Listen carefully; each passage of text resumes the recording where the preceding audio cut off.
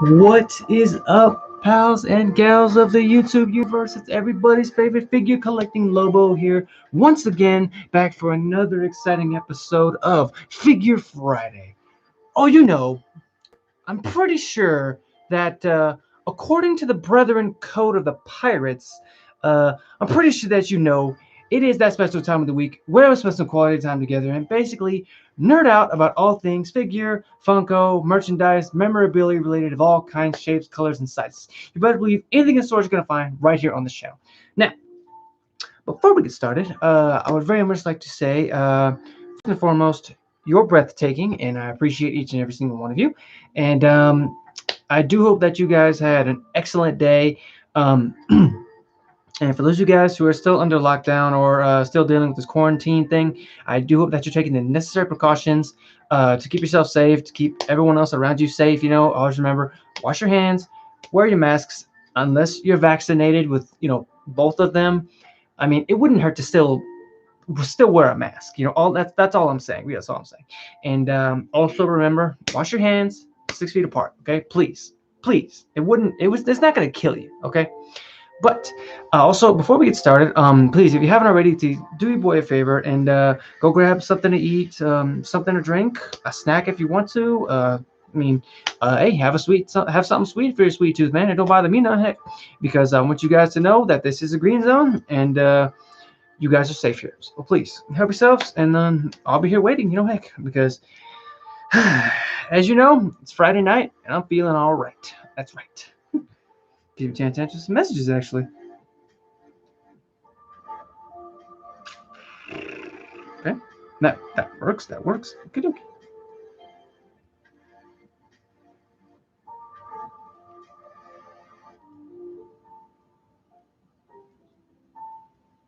Okay, cool. Gives me a chance to stretch, actually.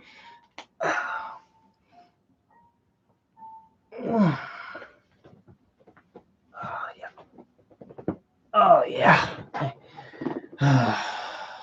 Again, I really can't get over how comfortable this chair is. It just kills me sometimes to know that I could probably fall asleep at any moment. I'm just playing relax. I'm not falling asleep. Let me go ahead and retract this up. There we go. Now the comfy factor is really there. And no need to worry about me, folks. I do have me a little something to drink right here, so please.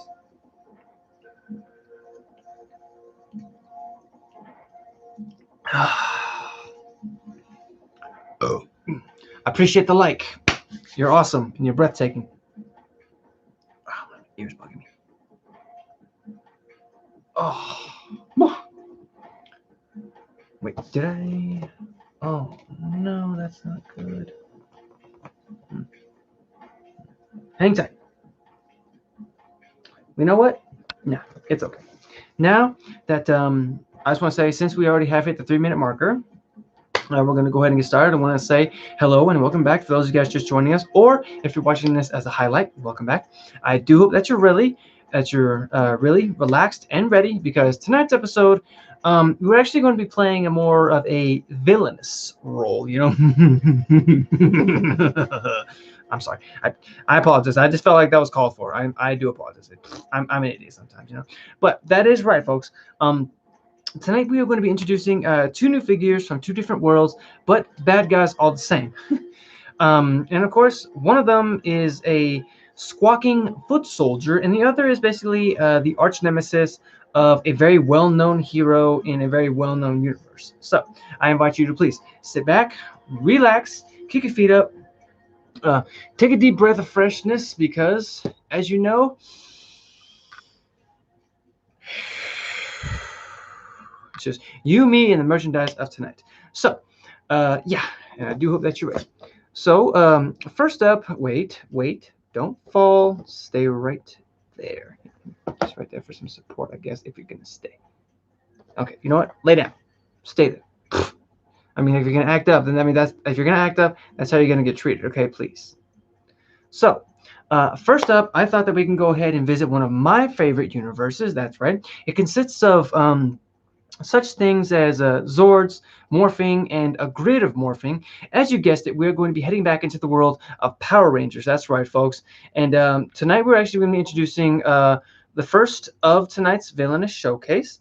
And this guy made his debut in season 3 of the Mighty Morphin era.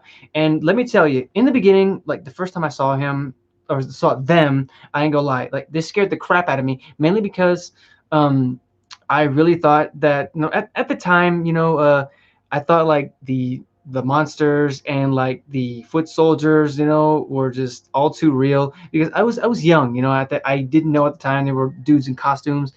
And I mean, honestly, I'll never get tired of talking about this world because I can talk about it for days, honestly.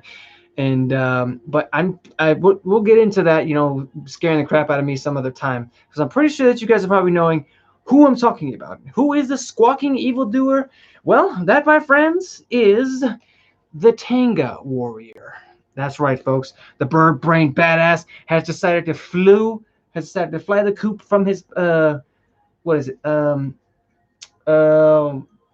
from the rest of his team and landing right here on the Wolfpack tonight. So please give him a warm welcome. I mean, honestly, he's here to share its history, and of course, we're gonna get into that. We're gonna give you guys a look at it because this is the first of the Lightning collection that was recently released. From the Hasbro family, and of course, another one of my favorite villains. I ain't gonna lie. Now, I feel terrible because I didn't actually get the chance to cut the devil's tape, so I'm gonna have to go native and peel it off, which I'm gonna probably try to not get frustrated with. So here we go. If I could just get that little bit piece right there. Please don't tear. Please don't tear. Thank you kindly. And I ain't gonna lie, he like most of the villains, he comes with a plethora of accessories, and I ain't gonna lie, it looks very cool. So let's get him out of there first. Oh, cool! He comes with extra wings. Lovely. Let me just get this out there. And don't worry, folks. I'm gonna assemble him and put it all together. There we go.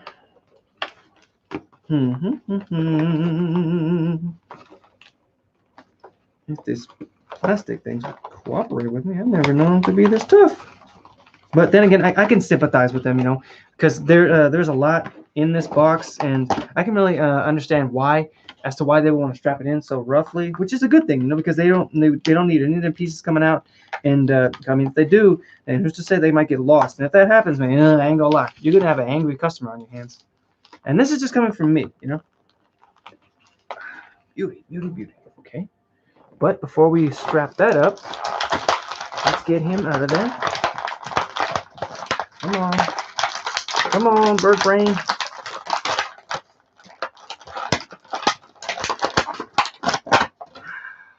Beauty, beauty, beauty. Okay. Okay, this part obviously must go, right? Yes? No? Maybe so? Okay, let me try this way. Oh, they have it labeled. They have it labeled in the left and the right. Woo! Man, I'm losing it today. Also,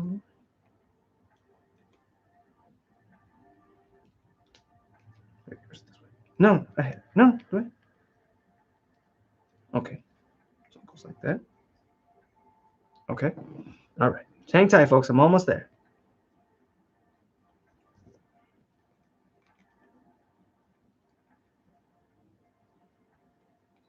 Nope, nope, nope. You had it.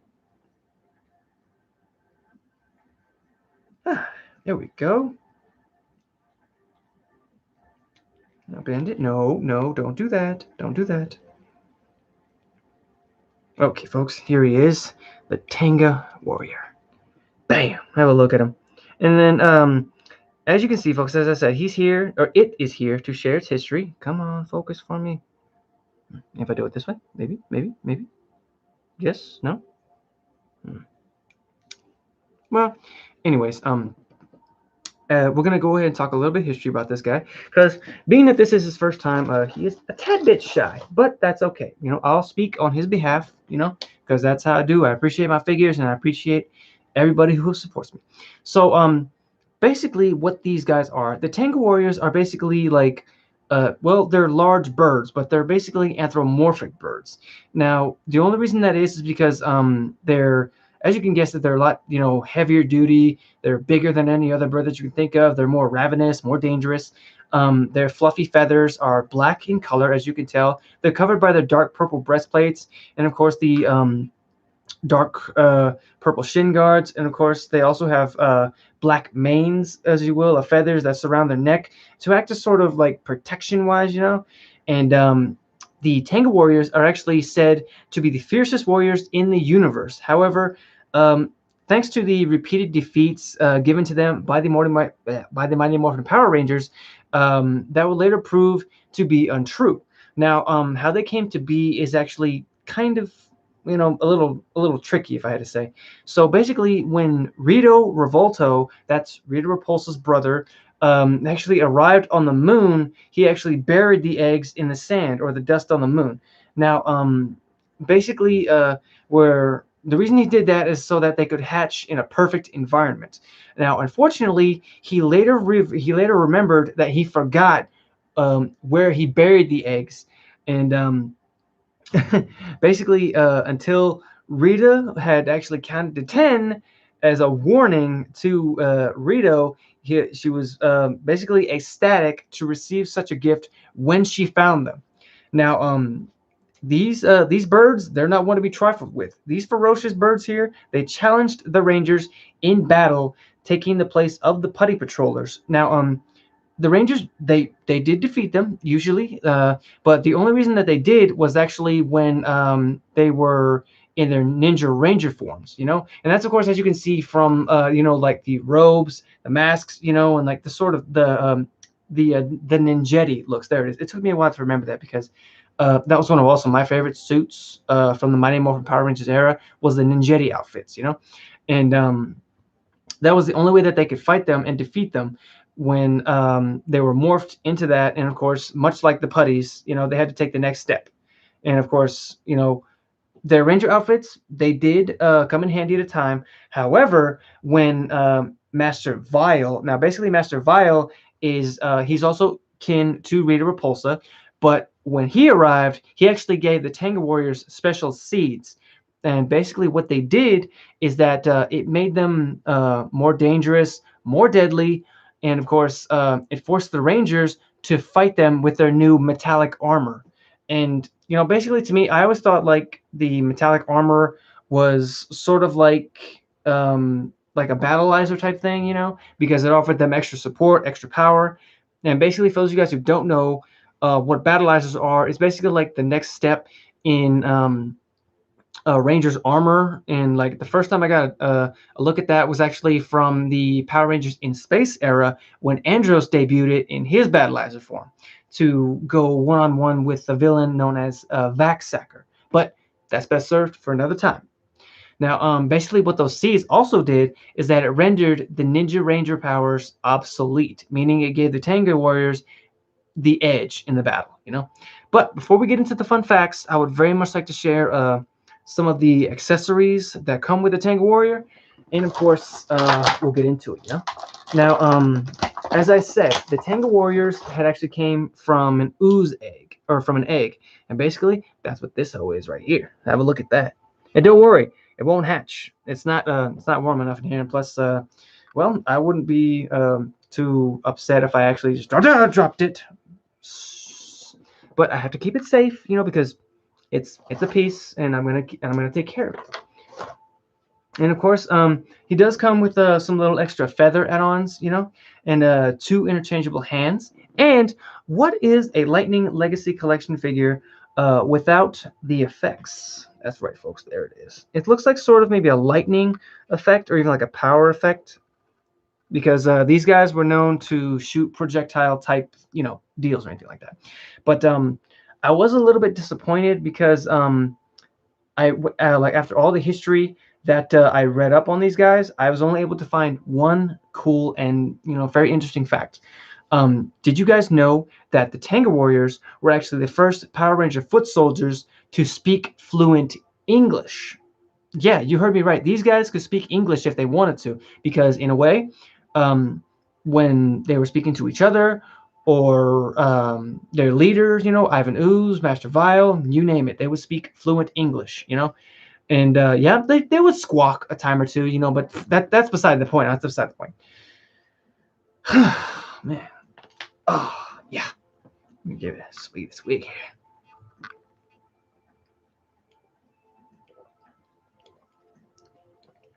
Boy, oh boy. Okay, so let me just fly over here from me. Will you fly? No, I'm not gonna throw you. You know what? Just chill. Just chill right there, okay? Just chill right there, Mr. Tenga. You're not going anywhere, and you're not getting out of here. So please, just sit back and relax, okay? Okay. You guys doing good? Are you doing good? Because I hope you are.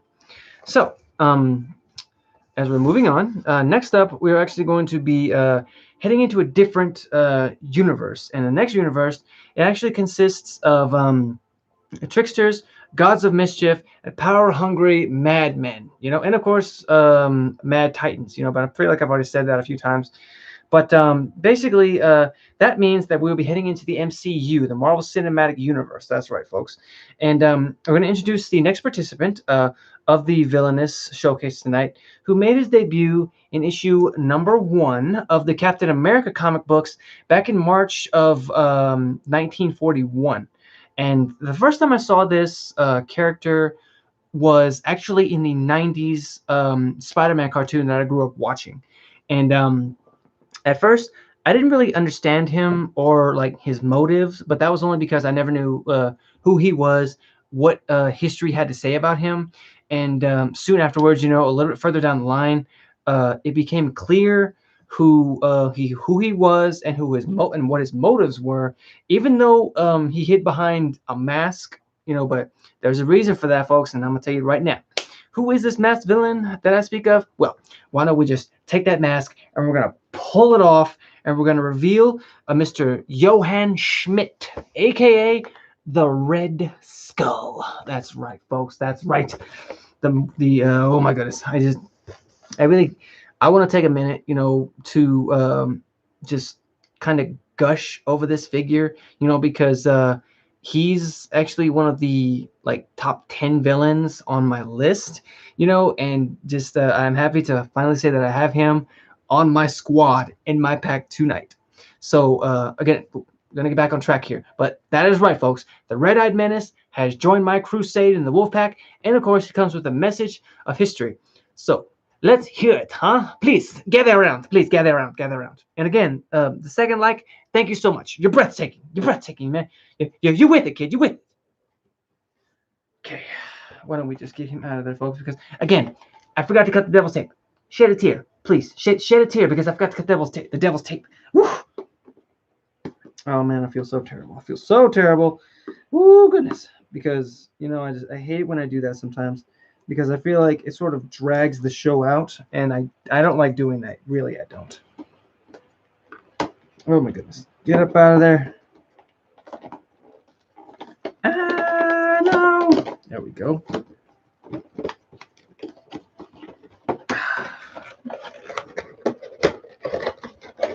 And of course, just like the Tenga Warrior, he does come with a plethora of accessories. And an interchangeable head.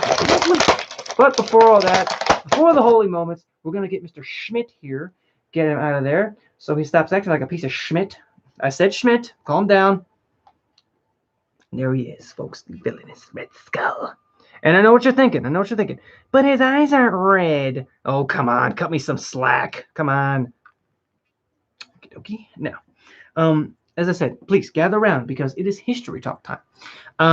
Johann Mr. Schmidt here was actually born the son of an abusive and just nasty, drunken German villager named Hermann Schmidt.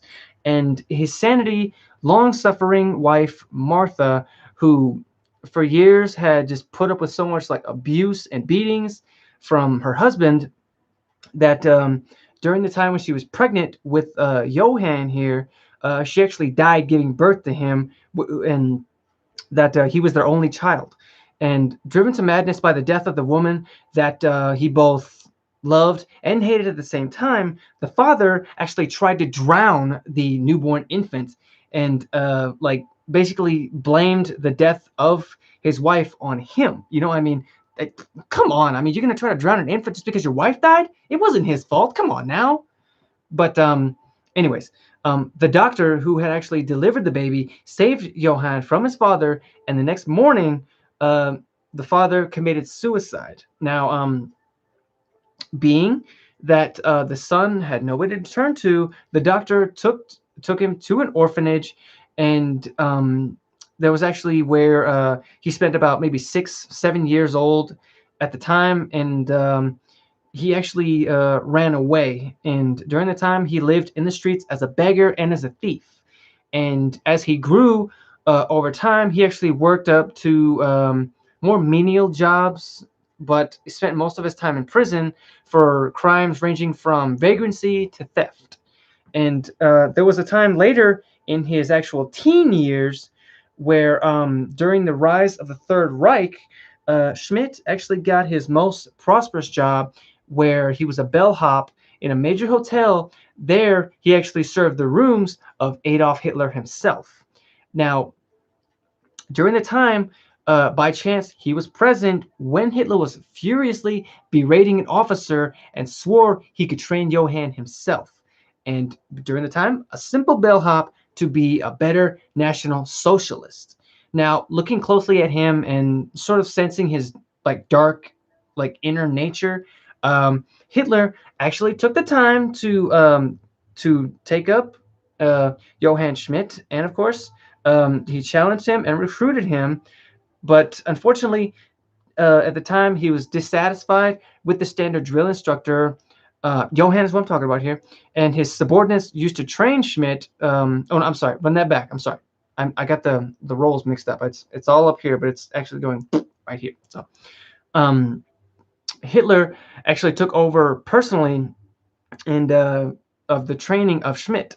Now, upon completion, Schmidt was given a unique uniform with a grotesque Red Skull mask, and he actually emerged as the Red Skull. Now, basically, what his role was like the sort of embodiment of the Nazi intimidation factor. Now, during the time when Hitler could remain, the popular leader of I'm sorry, Germany, the Red Skull was actually appointed the head of the Nazi terrorist activities. Now, with an additional large role in external espionage and sabotage, he was spectacularly successful, wreaking havoc throughout Europe in the early stages of World War II. The At the time, also, the propaganda effect was so great that the United States government decided to counter it by creating their own equivalent using the recipient and the last operation of known as Rebirth, Steve Rogers' Captain America, which is when Captain America enters. Now, the two counterparts, they did meet up a number of times. They soon clashed in what would be a series of engagements throughout the war, throughout history, ending with the final battle that left the Skull buried under the rubble of a bombed building because he was immediately exposed to an experimental gas there, where he remained in suspension and animation for decades, honestly. But not to fret, Johann was eventually rescued in modern times by the terrorist organization known as Hydra. And during the time, the Red Skull subverted a Hydra cell to his own ambitions of world conquest, and of course, the death of Captain America, because his motives never changed. Out of all that time he spent in suspended animation, his motives, they stayed the same.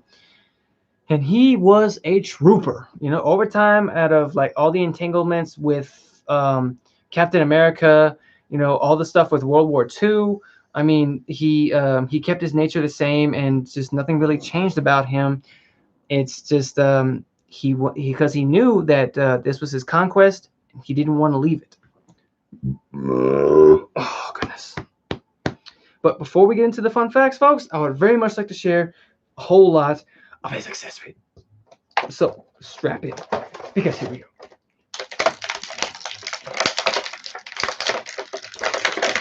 I apologize for the noise, folks. I'm so sorry. My cat don't like it either.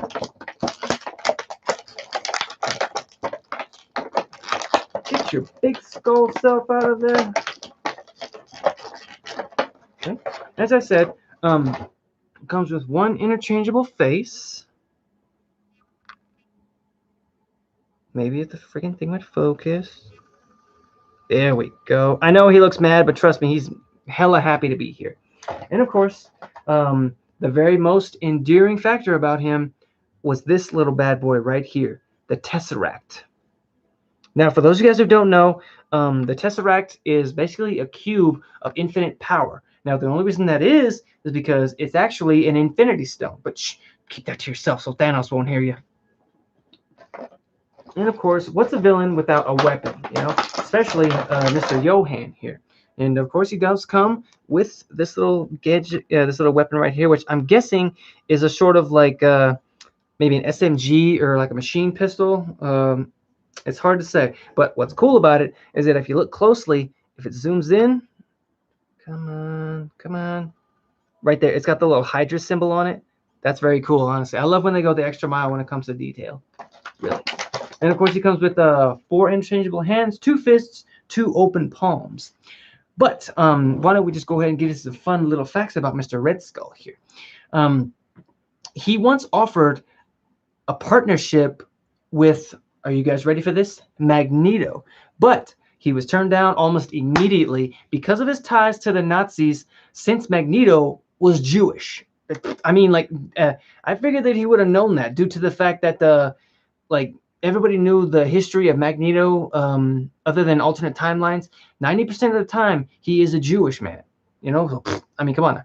And one of the more kind of cooler and little tidbit facts, there was actually a crossover where he teamed up with the Joker from DC. I mean, I can't imagine like the havoc those two pulled, but I know that it was probably nothing to laugh at, honestly. Now, probably the coolest fact that I found out is there was a time when Professor Charles Xavier had actually passed away, and during the time, Red Skull here actually dug up his body, and he basically stole his brain and he fused it with his own, and thus, I mean, honestly, thus he gained significant mental powers, enough to cause the citizens of New York to go mad and basically attack and kill each other, you know? And I mean, that's like next level type villainy type stuff in my book, but I know that everybody has different views when it comes to the Red Skull and villains and all that stuff. But this guy, he's one of those, like I said, he's on my top 10 list who does not play. But I am going to go ahead and end the stream right here, folks. I want to say thank you to everybody who came out to see me tonight. You guys are breathtaking and awesome. And if you like, feel free to hit the follow button when it does appear here. And if you like, feel free to sample either one of these fine videos here. I am working on finishing another fight montage, and it will be posted tomorrow. So please look forward to that. And until next time, guys. Oh yeah, also, I will be heading over to Twitch to stream some gameplay. Not really sure what I'm going to be streaming tonight. Maybe some Cold War, maybe some Overwatch. So I invite you guys, if you're following my Twitch, come on over and let's chill and talk, you know. And again, follow button here, video here, video here. And until next time, guys, stay safe, stay awesome, stay weird, stay yourselves, be zen, huh? Peace.